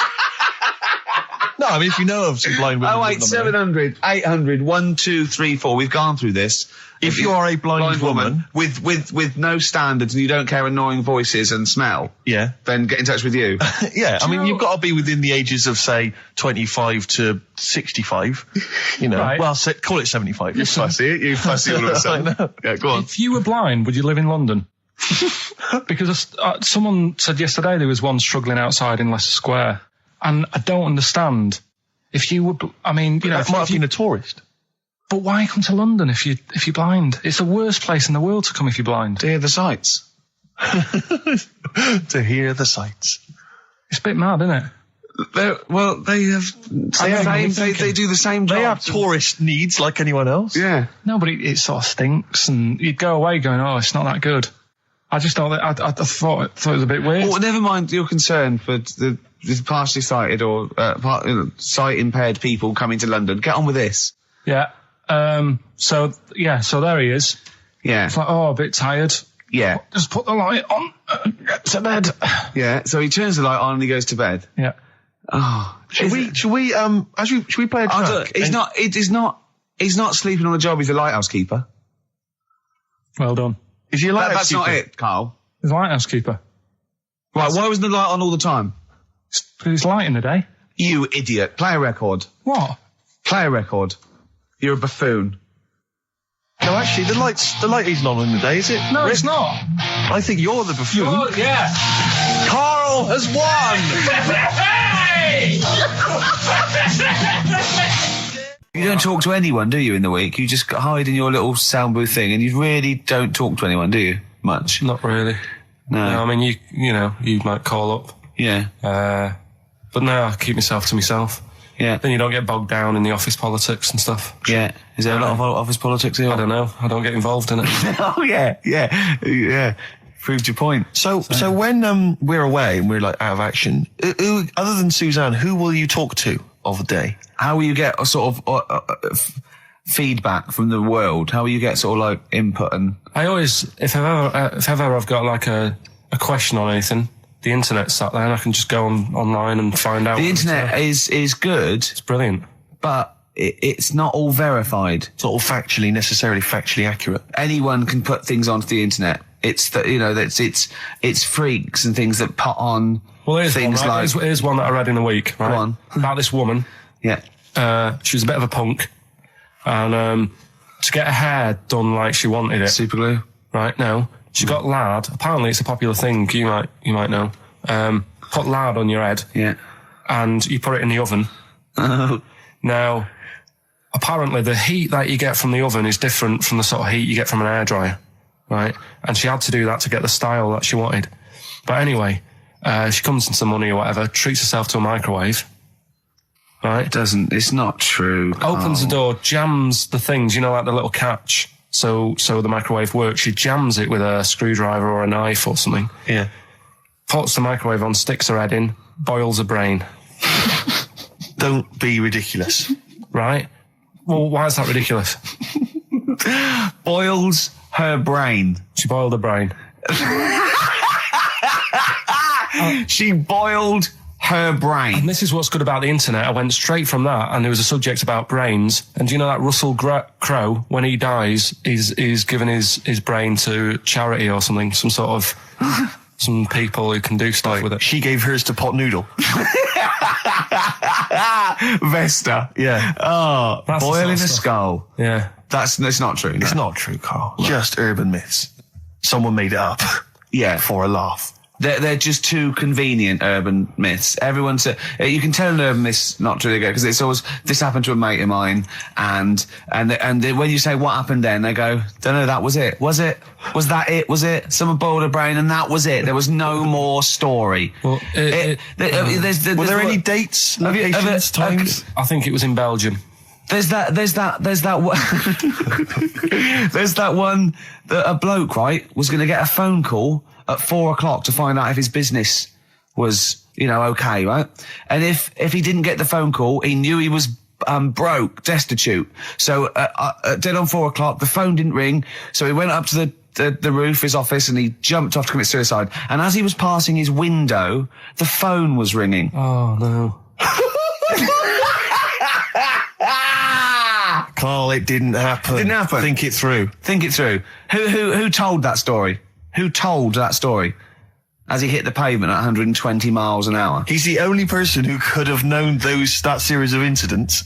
Also, why didn't And he he's wait? dead. As his life's at stake, why didn't he wait till 5 past? I was going to give it 5 minutes just in Just in case the lines are busy. Yeah. And what sort of bloke goes, I'll call you at 4, okay, if you're busy. Well, call me anyway. No. If I don't call exactly 4, then, no, you commit suicide. Commit suicide. I would, because if I don't call at 4, that's the end of it. Well, call me anyway. No, that's not the way I work. Why can't you just call me and tell me the other way? Well, I'm telling you how I do it.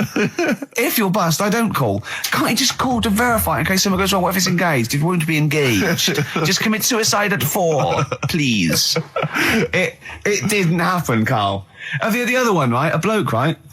He's on a train station, and I'll tell you how I heard it. He's waiting for a cruise station, whatever, and he shits himself. As you do. And so he goes, oh, the train's in 5 minutes. So he runs across to Millets and goes, quick, Levi's 36. The bloke just puts it in a bag. He runs onto the train. He goes into the toilet, takes his trousers and pants off. He's soiled. Yes. Throws them out of the window. I won't be needing those again. Cleans himself off. Open the bags. It's a jacket. Oh. No, it didn't happen, Carl. At what point did he go into it and go, quick, Levi's 36? And the bloke went, sorry, Levi's 36, what, a pair? No. Shall I wrap them? Them? It. Shall I wrap? Just wrap whatever it is. Do you want to look? No. I'm not looking when you're putting it in the bag, please. Right? 36 white stories. Don't say anything. I've told you 36 Levi's. And put it in a bag and charged me for it. Yeah. I don't want to discuss it further. Yeah. There was one. There we go. There was one about a woman whose husband died, and she had him cremated. Yeah. And made like a little egg timer out of him. Mm. And she said, I did that so it can still help around the kitchen. Well, that might be true. That might be a joke. That's quite sweet. That might be true. It's true story again. It was all. No, not again, because the ones I just told weren't. Nor is the boiling the brains in a bag curry microwave. Head story, true. Yeah. That's all. That's nearly it, Carl. Right, what's your last room 101? Oh, God. It was holidays. Holidays. Well, You want to put holidays in room 101? people who are sort of annoying on holiday. Oh, yeah. Do you know when you go away? Oh, yeah. It's sort of touched on this before. Is this going to be the Scouse guy? Yeah. Go on. Oh, it's so long now. I mean, it was a holiday when we went to Tunisia. And the Scouser pissed you off. Surprise, surprise. Yeah. Yeah. But the annoying thing was, when you go on it was a cheap holiday, and like the lesson here is, if you want a good holiday, you got to like spend some money. Yeah. And we didn't on this one. We spent about, I don't know, 400 quid for 2 of us for like a month or something ridiculous. And we got there and, you get to the hotel and you go, we have made a mistake. It's a ropey hotel. you can tell like the blinds and stuff as you're walking, they're all dirty and stuff. And you think, well, let's make the most of it. Let's not get down about it. It's a holiday. It's for a rest. And you try and make the most of it. And we had to meet. Like you have one of those things where you get to your destination and the rep says, right, go and unpack your bags and that. Go and sort yourself out in the room. And tomorrow morning we'll meet up at 10 o'clock. And I'll go through, the best sort of place to go for camel rides and, the best deals I can get you. That sort of thing. Can anyone here walk like an Egyptian? So she says, right, tomorrow morning, meet 10 o'clock in the discotheque. So we get up and we have breakfast, and it wasn't a good breakfast. The kitchen was, like, bit horrible. The food wasn't good, and it was run by sort of midgets. What do you mean it was run? Not there's anything wrong with that. There was little fellas running around, and the annoying thing was one of them sort of started to fancy my girlfriend. How did he manifest his affection for No, you're not saying there's anything wrong with midgets, though, are you? Just saying it was strange that there was... Yeah, but even midgets shouldn't be cutting in on Karl Pilkington's territory. I know, no. But it's also that thing of, they've got little fingers, and it's sort of... I'm so sorry. No, I'm not.